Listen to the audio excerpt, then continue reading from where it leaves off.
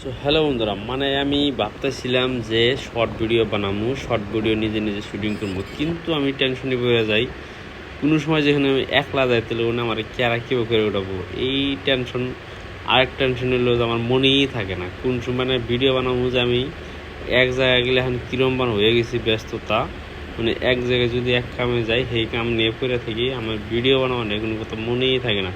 কিন্তু তথাপিও আমি ভাবতেছি যে শর্ট ভিডিও বানাবো, অপর সকলে ঘুরমো কী করলাম এরকম ধরনের আর কি শর্ট ভিডিও বানাবো, এই জন্য আর কি তৈরি করতেছি। তো তোমরা যদি থাকো তো অল্প স্বল্প দেখতে পারবো আর কি। তো অবশ্যই যদি যদি নতুন হও তো লাইক ফলো করে দিও। তো আমি গেছিলাম মোবাইল দিবেন নিয়ে, মানে আঙ্গা আব্বার একটা মোবাইল পাঠিয়ে দিলাম। আঙ্গা আব্বা থাকে গুয়াহাটি, বাইরে থাকে।